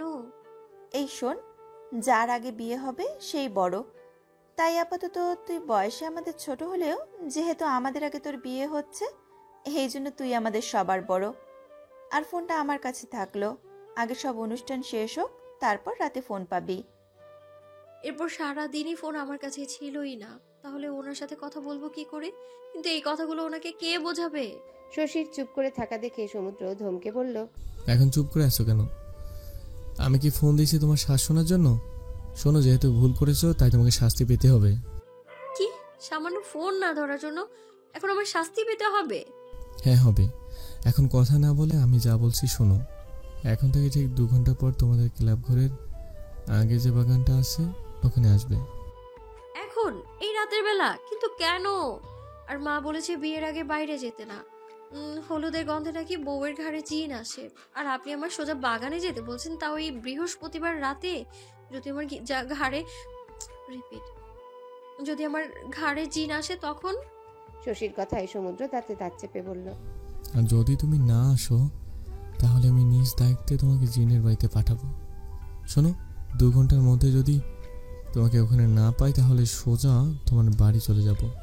আর তোমার আব্বাকে বলবো তুমি আমায় ফোন করে আসতে বলছো, আমি নিষেধ করলেও তুমি কান্নাকাটি করছিলে, এই জন্য আসছি। কথাটা বলে সমুদ্র ফোন কেটে দিল। কান থেকে ফোন নামিয়ে শশী চিন্তায় হাতের নখ কামড়াতে লাগলো। কি মুসিবত, এখন এত মানুষের মধ্যে বাগানে যাব কি করে? আর লিমা পুরা যদি একবার জানতে পারে তাহলে তো আমার লজ্জা দিবে। আবার না গেলেও উনি বলেছে বাড়ি চলে আসবে। উনি তো এক কথার মানুষ, চলেও আসতে পারে, তখন তো বাড়ি ভর্তি লোকের সামনে আরো লজ্জা পড়তে হবে। এ তো দেখি জলে কুমির, ডাঙায় বাঘ, কোন দিকে যাব আমি? এসব ভাবছে আর হাতের নখ কামড়াচ্ছে শশী। তখনই জোনাকি ফোনের আলো নিয়ে ঘরে এসে বলল, এই আপা, তুই এখানে শুয়ে শুয়ে কি করছিস? নিচে চল, লিমা আপারা তোকে ডাকছে। শশী জোনাকির কথা শুনে নখ কামড়ানো বাদ দিয়ে ওর দিকে তাকালো। মাথায় একটা বুদ্ধি আসতে জলদি করে কাপড়ের আঁচলটা বুকের উপর নিয়ে বিছানা থেকে নেমে জোনাকিকে বলল, শোন না, তুই যদি আমাকে একটা কাজ করে দিস তাহলে তোকে আবার ফোনটা দিব গেম খেলার জন্য, আবার 100 টাকাও দিব। তুই কি না কি কিনবি, তখন আমার কাছে টাকা চাইলি না, ওটা কিনিস, আর সাথে চকলেটও দেব। তুই তো আমার আপন বোন, বল? এখন তুই আমার দুঃখ না বুঝলে আর কে বুঝবে বল? শশীর এমন পাম দেওয়া কথা শুনে জোনাকি সন্দেহের চোখে শশীর দিকে তাকালো। বিকালবেলাও শশীর কাছে 100 টাকা চেয়েছিল খেলনা সাপ কেনার জন্য। কালকে জয় আসলে ওকে ভয় দেখাবে তাই, কিন্তু শশী টাকা দেয়নি, উল্টো মাকে বলে দেওয়ার ভয় দেখিয়ে তাড়াইয়া দিয়েছে। আর এখন নিজেই সেধে টাকা দিতে চাইছে। তাই জন্য জোনাকি অনেকটা সমুদ্রের মতো গলার স্বর গম্ভীর করে বলল, কিন্তু কাজটা কি? জোনাকি ওর আব্বার বাটন ফোনটাতে আলো জ্বালিয়ে হাঁটছে, আর শশীও পাশে ভয় ভয় নিয়ে হাঁটছে। এই আপা, মা তো কইছিল বিয়ের কথা হইলে আর হলুদ গায়ে লাগালে রাতে বার হতে না, জিনে ধরে। তুই তো তাও হইলি, অহন যদি তোরে জিনে ধরে তখন কি হবে?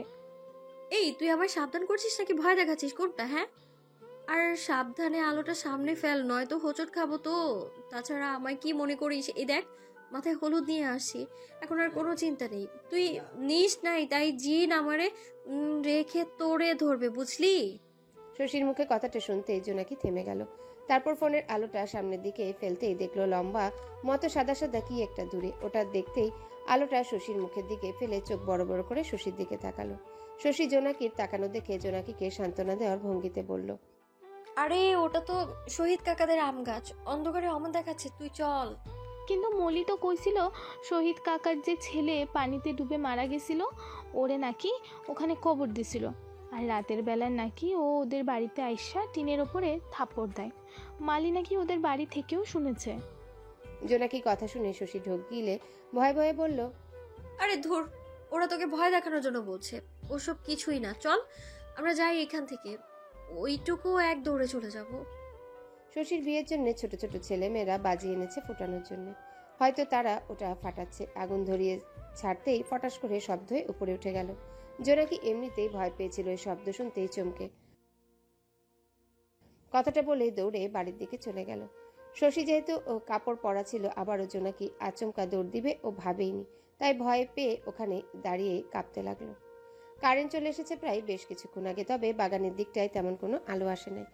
বাগান থেকে দূরে শশীদের বাড়িতে জ্বলতে থাকা আলোর রশ্মি দেখা যাচ্ছে।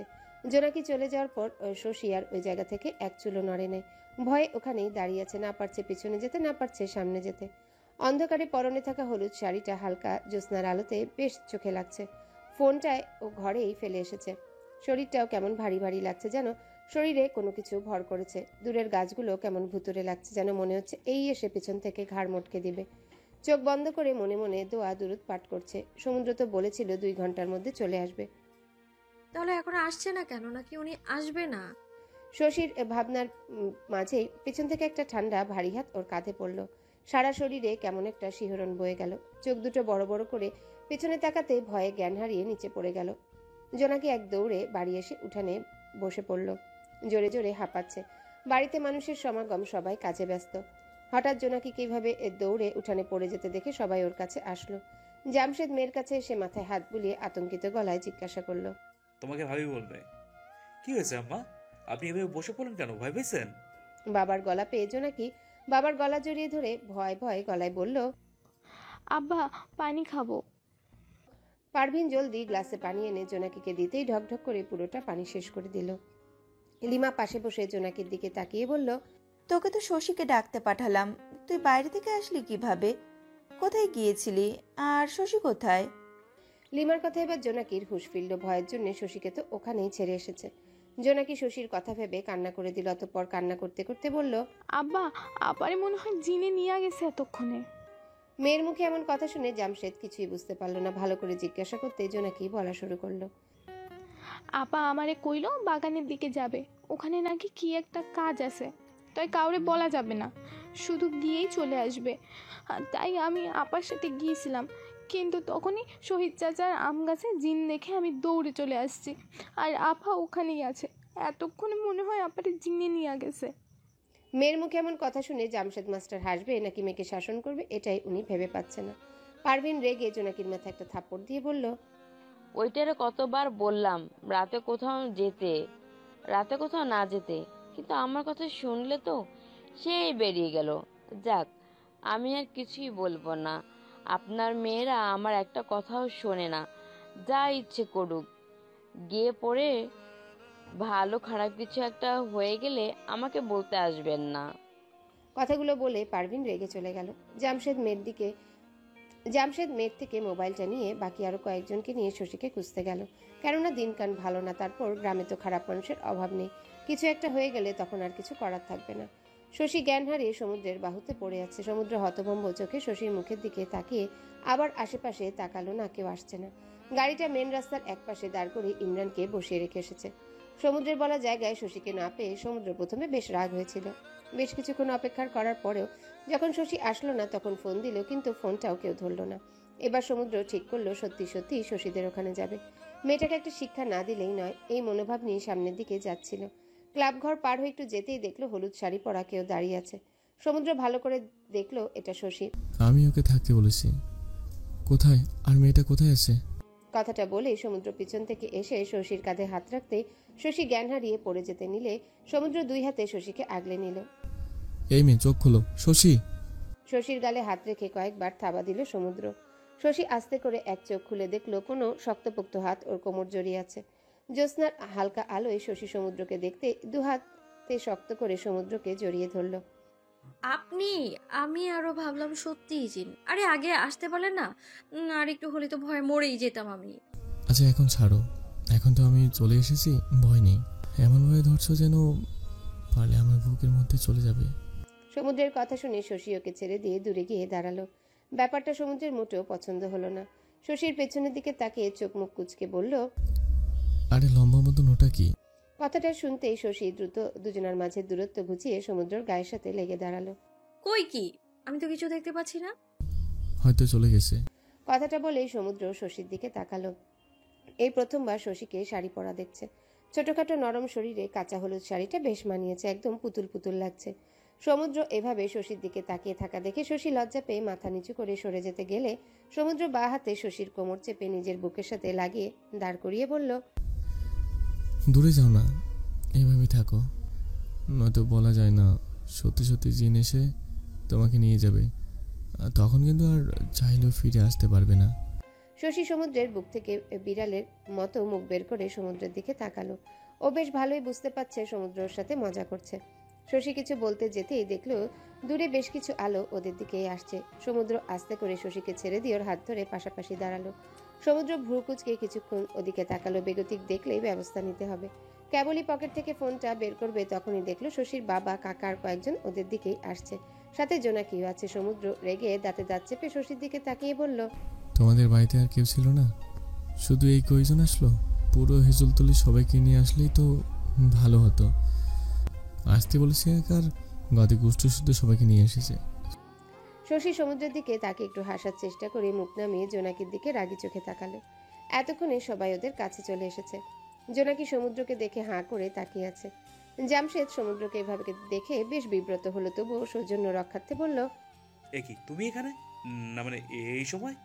সমুদ্রের এবার রাগের থেকে বেশি বিরক্ত লাগছে। বিয়ের আগের দিন রাতে এভাবে হবু বউয়ের সাথে দেখা করতে এসে শ্বশুরের কাছে ধরা পড়া বেশ লজ্জাজনক। তবুও নিজেকে ঠিক রেখে বলল, এই দিক দিয়ে যাচ্ছিলাম, শশী বলে দেখা করে যেতে, এই জন্য আর কি। সমুদ্রের কথা শুনে শশী চোখ বড় বড় করে সমুদ্রের দিকে তাকালো। কি মিথ্যাবাদী রে! রাত দুপুরে ডাহা মিথ্যা কথা বলছে। নিজেই আমাকে আসতে বলে এখন বলে আমি কিনা বলেছি। কথাগুলো মনে মনে বলে মাথা নিচু করে দাঁড়িয়ে থাকলো শশী। মেয়ের দিকে বেশ কড়া চোখে তাকালেন উনি, তবে কিছু বলল না। পেছন থেকে শশীর কাকা হাসি মুখে এগিয়ে এসে সমুদ্রের সাথে কথা বলল, না না আঙ্কেল, এখন আর যাবো না, ঢাকায় পেতে বেশ রাত হয়ে যাবে। কথাগুলো বলে সমুদ্রের হাত টেনে নিয়ে সামনের দিকে চলে গেল। সমুদ্র যাওয়ার আগে শশীর দিকে গরম চোখে তাকিয়ে চলে গেল। এসো। গম্ভীর কণ্ঠে কথাটা বলে হাঁটতে লাগলো জামশেদ। শশী জোনাকির মাথায় থাপ্পড় দিতে দিতে বলল, তোরে করতে বলেছি কি, আর তুই করলিটা কি? আরে আমায় মারছিস কেন? আমি কি জানতাম নাকি যে সমুদ্র ভাইয়া আসবে? আমি তো আরো ভয়ে ছিলাম যে জিন বোধহয় তোকে নিয়েই গেছে। জোনাকির কথা শুনে শশী আবার ওর মাথায় থাপ্পড় দিতে দিতে হাঁটতে লাগলো। এখন বাড়ি গেলে সবাই ওকে লজ্জা দিবে। যেটার ভয় ছিল সেটা ঠিকই হলো। এই তাহলে জোনাকির বলা জিন? বাহ, বেশ দেখতে তো। হায়, জিন যদি এত সুন্দর হয় তাহলে আমি রাতের বেলা চুল ছেড়ে বাগানে যেতে রাজি। সমুদ্রকে দেখে লিমা সহ শশীর আরো কয়েকটা বোন কথাগুলো বলল। শশী লজ্জায় কিছু বলতে পারল না, দৌড়ে নিজের রুমে চলে গেল। এদিকে সমুদ্র পড়েছে বিপাকে। সবাই মিলে বসিয়ে বিয়ের আগে জামাই আদর শুরু করে দিয়েছে। খাওয়া দাওয়া শেষে একটু বিশ্রামের জন্য সমুদ্রকে একটা রুমে বসতে দেওয়া হলো। রুমে ঢুকে লম্বা একটা শ্বাস নিয়ে বিছানায় বসে পড়ল সমুদ্র। চোখ বন্ধ করে খাটে হেলান দিয়ে বসে আছে। তখনই শশীর বোনরা সবাই মিলে শশীকে ধরে রুমের মধ্যে ধাক্কা দিয়ে বাইরে থেকে দরজা বন্ধ করে দিল। ওপাশ থেকে কেউ একজন বলেই বসলো, বিয়ের আগে হাফ বাসর করে নেন দুলা ভাই। হ্যাঁ, এমন সুযোগ কিন্তু সবাই পায় না। বেশি না 20 মিনিট সময় পাবেন, এর মধ্যে যা করার করেন, তারপর কিন্তু আমরা দরজা খুলে ভেতরে চলে আসব। শশী লজ্জায় কয়েকবার দরজায় ধাক্কা দিল, তবে কেউ খুলল না। সমুদ্র ততক্ষণে চোখ খুলে শশীর দিকে তাকিয়েছে। বিছানা থেকে উঠে দাঁড়িয়ে পরনের শার্টটা টেনে সোজা করে শশীর দিকে এগিয়ে এসে দাঁড়ালো। দুহাত বুকে গুজে বলল, তাহলে এই ছিল তোমার মনে? সমুদ্রের কথা শশী বুঝতে না পেরে কাপা কাপা গলায় বলল, মানে এই যে হাফ বাসর, আমি তোমাকে দেখার জন্য ডাকলাম, আর তুমি কি না সরাসরি হাফ বাসর করার প্ল্যান করে ফেললে? কি সাংঘাতিক মেয়ে তুমি! বাসর করার জন্য দেখি তর্স হয়েছে না। চলো তাহলে শুরু করি। কথাটা বলে সমুদ্র বাঁকা হেসে শশীর দিকে এগিয়ে আসলো। শশী পিছিয়ে গিয়ে দরজার সাথে লেগে দাঁড়িয়ে বলল, দেখুন আমি কিচ্ছু করিনি, সত্যি বলছি আমি।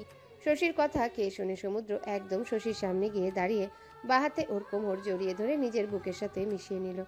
অতঃপর ডান হাতে শশীর কপাল থেকে চুল সরিয়ে কানের পিঠে গুজে দিয়ে মুখ বাড়িয়ে শশীর কপালে গাঢ় করে চুমু খেলো। শশী চোখ বন্ধ করে সমুদ্রের বুকের কাছের শার্ট মুঠো করে ধরে আছে। নরম গোলাপি ঠোঁট দুটো কাঁপছে। সমুদ্র করুণ চোখে সেদিকে তাকালো, যেন ওগুলো ওকেই ডাকছে। সমুদ্র নিজের মুখটা শশীর মুখের আরো নিকটে নিয়ে গেল। নাকের সাথে নাক লেগে আছে। শশী সমানে কাঁপছে। সমুদ্র আরো শক্ত করে শশীর কোমরটা চেপে ধরল, যেন সত্যি নিজের বুকের সাথে শশীকে পিষে ফেলবে। তারপর নিজের শুষ্ক ঠোঁটটা শশীর নরম ঠোঁটের সাথে আলতো করে মিলিয়ে দিয়ে চুমু খেয়ে শশীর কানে ফিসফিস করে বলল, বাকিটা না হয় কালকে রাতেই হবে, আমি কিন্তু কোনো বাধা মানব না। কথাটা বলে শশীকে ছেড়ে দিয়ে দূরে সরে এলো শশী। এখনো দরজার সাথে লেগে চোখ বন্ধ করে বড় বড় করে শ্বাস নিচ্ছে। এই মুহূর্তে চোখ খুলে সমুদ্রের চোখে চোখ মিলানোর মতো সাহস নেই ওর। সমুদ্র দূরে দাঁড়িয়ে শশীর মুখের দিকে তাকিয়ে আছে। তখনই দরজা খুলে গেল। শশী যেহেতু দরজার সাথে লেগে দাঁড়িয়েছিল, এই জন্য দরজা খুলতেই পড়ে যেতে নিল। অমনি বাইরে যারা ছিল তারা শশীকে ধরে ফেললো। শশী তখনও চোখ বন্ধ করে আছে, শরীরের সব ভর ওদের হাতের উপর ছেড়ে দেওয়া। লিমা অবাক হয়ে শশীর দিকে তাকিয়ে জিজ্ঞাসা করলো, এ কি রে, তোর এই অবস্থা কেন? শশী চোখ বন্ধ করেই মুচকি হেসে বলল, পর্ব 31। ঘড়ির কাঁটা তখন একটার ঘর পেরিয়ে দুটোর ঘর ছুবে। ফাঁকা রাস্তা পেয়ে বেশ ভালো গতিতে 4 চাকার গাড়িটা সামনের দিকে এগিয়ে যাচ্ছে। ইমরান গাড়ি চালানোর ফাঁকে ফাঁকে মাথা বাঁকিয়ে সমুদ্রের দিকে তাকাচ্ছে। সমুদ্র সিটে হেলান দিয়ে বাইরের দিকে তাকিয়ে আছে। বেশ কিছুক্ষণ পর সমুদ্র সেদিকে তাকিয়ে গম্ভীর স্বরে বলল, কিছু বলা থাকলে বলে ফেলে এমন, তবুও বারবার আমাদের এভাবে তাকিও না, অ্যাক্সিডেন্ট হতে পারে। ভুলে যেও না সকালে আমার বিয়ে। সমুদ্রের কথা শুনে ইমরান থতমত খেয়ে গেল। মাথা ঘুরিয়ে সামনের দিকে তাকিয়ে শক্ত হাতে স্টিয়ারিং ধরল। স্যার, অনুমতি দিলে একটা কথা বলি। আসলে কথাটা বেশ কিছুক্ষণ ধরেই পেটের মধ্যে গুড়গুড় করছে, না বললে পেট খারাপ করবে। আমি বলতে নিষেধ করলেও তুমি বলবে, তাই বেশি কথা না বাড়িয়ে কি বলবে বলে ফেলো। বলছি যে স্যার, আমরা তো এখানে আসছিলাম মালবিকার মির্জার সাথে এই গ্রামের চেয়ারম্যানের কি সম্পর্ক সেটা খোঁজ নিতে, কিন্তু সেটা তো কিছুই হলো না। উল্টো ভাবির সাথে আপনার দেখা হয়ে গেল, সাথে জামাই আদরও পেয়ে গেলেন। যেটা জানে সেটাই বলো ইমরান, এত বেশি কথা বলো কেন? মানে বলছি যে স্যার, আপনি কি কিছু জানতে পেরেছেন? মানে ওই মালবিকা মির্জার সাথে চেয়ারম্যানের কি সম্পর্কটা কি? ইমরানের কথা শুনে সমুদ্র একটা শ্বাস ফেলে বৃদ্ধ আঙ্গুল দিয়ে খোঁচা খোঁচা দাড়িতে পূর্ণ থুতনিতে ঘষে বলল, ওই মহিলাটা বেশি চালাক ইমরান, আমার আগে থেকে আরো বেশি সজাগ হওয়া উচিত ছিল। উনি কোনোভাবে আমার গতিবিধির উপর নজর রাখছে। এই যে আমি এখানে এসেছি, উনি সেটা আগে থেকেই জানে, এই জন্য সবকিছু আড়াল করে নিয়েছে। শাহিনকেও সরিয়ে ফেলেছে, কিন্তু অপরাধী নিজেও জানে না যে সে যখন অপরাধ করে তখন নিজের অজান্তেই কোনো না কোনো কুলুষে রেখে যায়। তার মানে স্যার, আপনি কিছু পেয়েছেন, কিন্তু সেটা কি?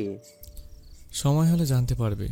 এখন আর বেশি কথা না বলে মন দিয়ে গাড়ি চালাও, সকালের আগেই বাসায় পৌঁছতে হবে। সমুদ্র, নিজেকে ভীষণ চালাক ভাবো তুমি, কিন্তু আমার কাছে তুমি নিতান্তই বাচ্চা। তোমার কত বড় সাহস, তুমি আমার সম্পর্কে জানতে পুরনো কাসুন্দি ঘাটতে গিয়েছিলে, কিন্তু লাভ কি হলো? কিছুই না। এভাবেই তুমি প্রতিটা পদে পদে আমার কাছে হেরে যাবে। কথাগুলো বলে মালবিকা বাঁকা হেসে চেয়ার থেকে উঠে দাঁড়ালো। অতঃপর ফোনটা হাতে নিয়ে কাউকে কল দিল। প্রথমবার কেউ না ধরলেও পরের বার রিং বাজতে ওপাশ থেকে কেউ রিসিভ করলো। হ্যাঁ শাহিন, ফোনটা রেখে কোথায় থাকো তুমি? রিসিভ করতে এত সময় লাগে কেন? আচ্ছা শোনো, তোমাকে যা বলছি করেছো তো? আগামী 1 মাস সমুদ্রের সামনে পড়বে না, কিছুই করবে না। আপাতত ওকে ওর বিয়েটা এনজয় করতে দাও, কারণ সুখের পরেই তো দুঃখ আসবে।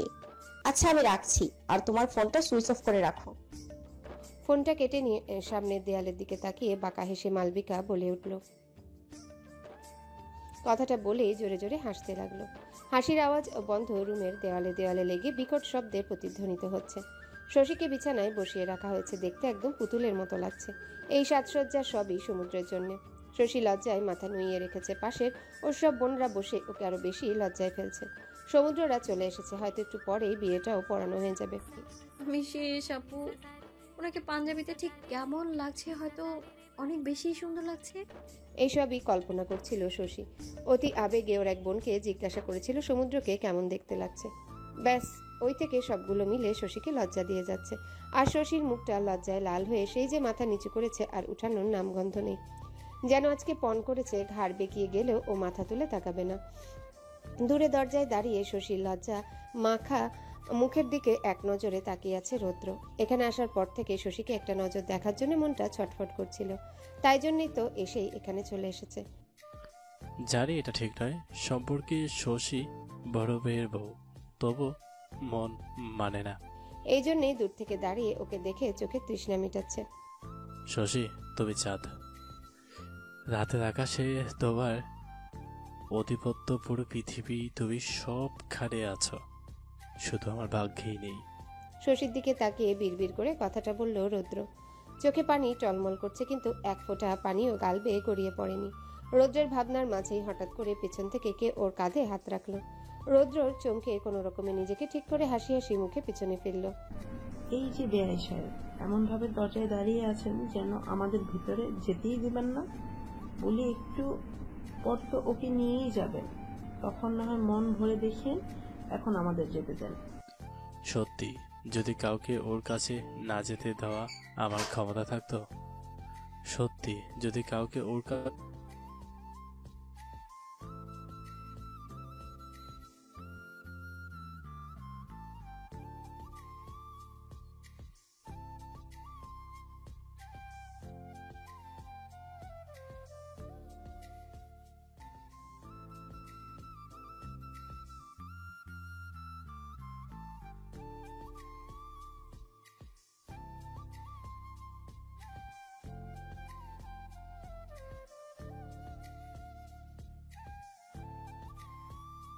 একবার শশীর দিকে তাকালো।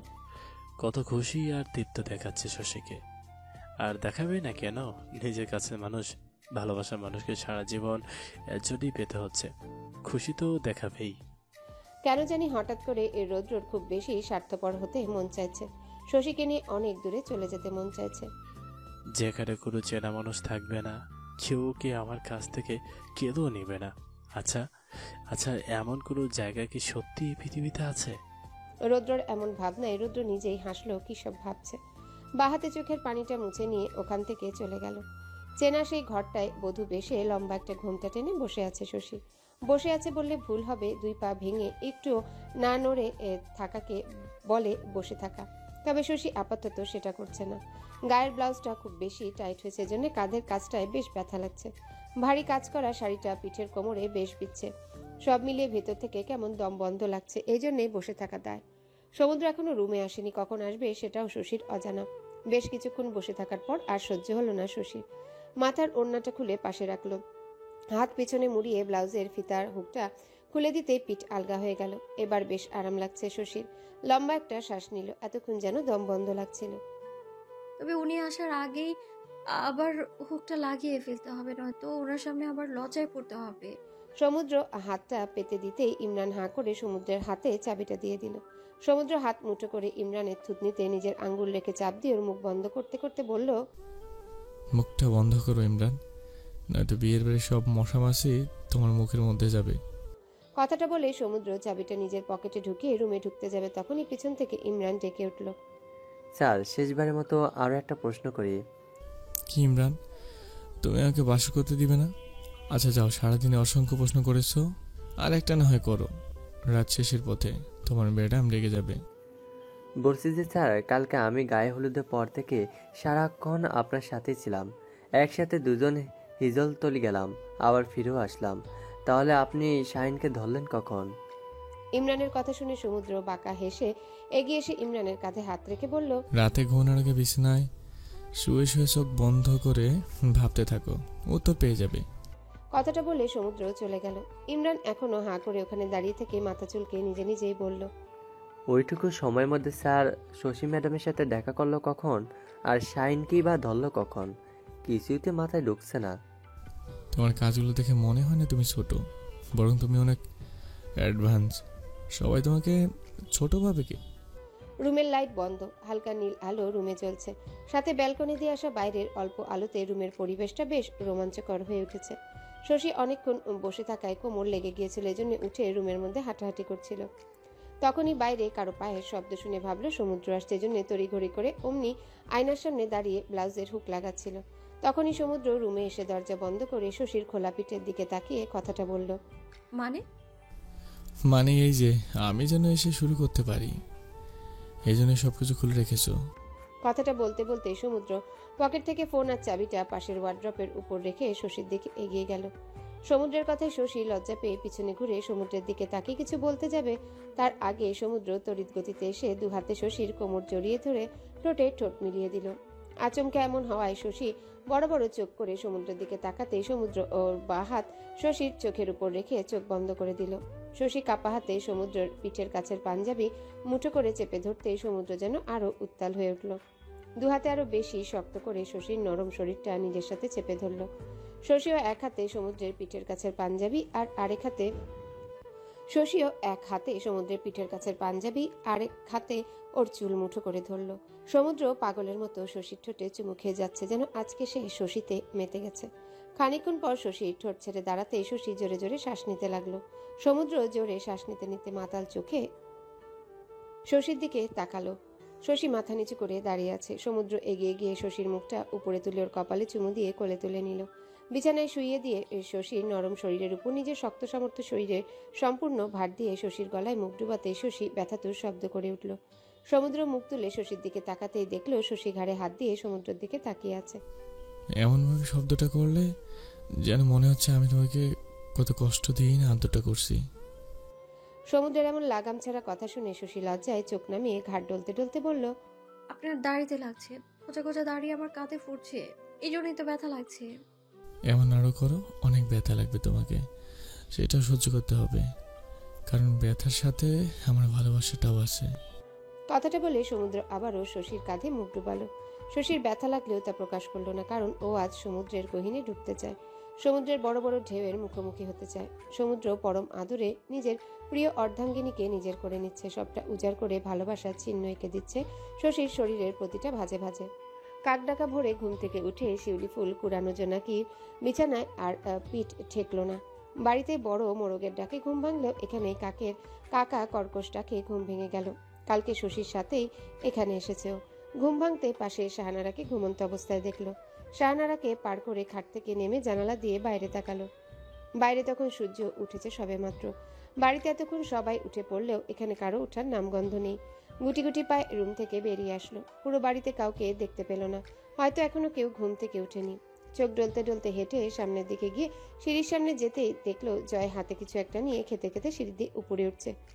জোনাকি একপাশে সরে দাঁড়ালো। জয় তখনও জোনাকিকে দেখেনি। শেষের সিঁড়ি পার করে কেবলই উপরে উঠবে তখনই জোনাকি পা দিয়ে জয়কে ল্যাং মারল। তবে জয় নিজেকে পড়ার হাত থেকে বাঁচাতে পারলেও হাতের আইসক্রিমের বাটিটা বাঁচাতে পারল না। সিঁড়ি বেয়ে গড়িয়ে গড়িয়ে নিচে গিয়ে ঝনঝন শব্দ করে থেমে গেল। রেলিং ছেড়ে দিয়ে সোজা হয়ে দাঁড়িয়ে উপরে উঠে কোমরে হাত দিয়ে রাগি চোখে জোনাকির দিকে তাকিয়ে জয় বলল, তুমি এমন করলে কেন? আমি যদি এই সিঁড়ি থেকে নিচে পড়ে ধুপ করে মরে যেতাম তখন কি হতো? কি আবার হইতো, ভালোই হইতো। আর তাছাড়া দিনে দিনে খেয়ে খেয়ে নিজের যে অবস্থা বানিয়েছো, কবে দেখা যাবে ফটাস করে ফিটে ঠাস করে মরে গিয়েছো। জোনাকির কথায় জয়ের রাগ তরতর করে আরো খানিকটা বেড়ে গেল। কি তোমার এত বড় সাহস? তুমি আমাকে মরার কথা বলছো? এখন যদি আমি সত্যি মরে যাই তখন কি হবে বলো? জয়ের রেগে যাওয়া দেখে জোনাকি মোটেও বিচলিত হলো না, উল্টো জয়কে বোঝানোর স্বরে বলল, আরে তুমি এত রেগে যাচ্ছ কেন? আমি তো তোমার আরো ভালো করলাম। কাউকে মরার কথা বললে সেখানে ভালো কোথায় থাকে শুনি? আরে তুমি জানো না বুঝি যে কাউকে মরার কথা বললে উল্টো তার আয়ু বেড়ে দ্বিগুণ হয়ে যায়। তো তোমাদের বাড়িতে এসে থাকছি, তোমরা এত আদর যত্ন করছো, তাই আমিও ভাবলাম তোমাদেরও কিছু দেওয়া দরকার, এই জন্য তোমার আয়ুটা একটু বাড়িয়ে দিলাম। ধন্যবাদ দিতে হবে না, আমি এমনি সবার উপকার করে বেড়াই, স্কুলেও কতজনকে এমন উপকার করেছি। কথাটা বলে জোনাকি নিজের ফ্রকটা দুপাশে ধরে দুলাতে দুলাতে চলে গেল। জয় এখনো সেখানে দাঁড়িয়ে দাঁড়িয়ে ভাবছে, সত্যি কি কাউকে মরার কথা বললে তার আয়ু বেড়ে যায়? কই, স্কুলে তো কখনো এটা শিখায়নি আমাদের। আপনি দেশ রক্ষক হিসেবে ভালো হলেও বর হিসেবে খুব খারাপ, প্রথম দিনেই ফেল করে গেছেন আপনি। সকাল সকাল নিজের নববধূর থেকে এমন সার্টিফিকেট পেয়ে সমুদ্র অবাক হয়ে শশীর দিকে তাকিয়ে বলল, হ্যালো বন্ধুরা, পরবর্তী পার্ট খুব তাড়াতাড়ি আসবে, তো সবাই অপেক্ষায় থাকো। আর চ্যানেলটি যারা এখনো সাবস্ক্রাইব করোনি তারা পরবর্তী পার্ট দেখার জন্য চ্যানেলটি সাবস্ক্রাইব করে রেখো। ধন্যবাদ সবাইকে, আমাদের সাথেই থেকো।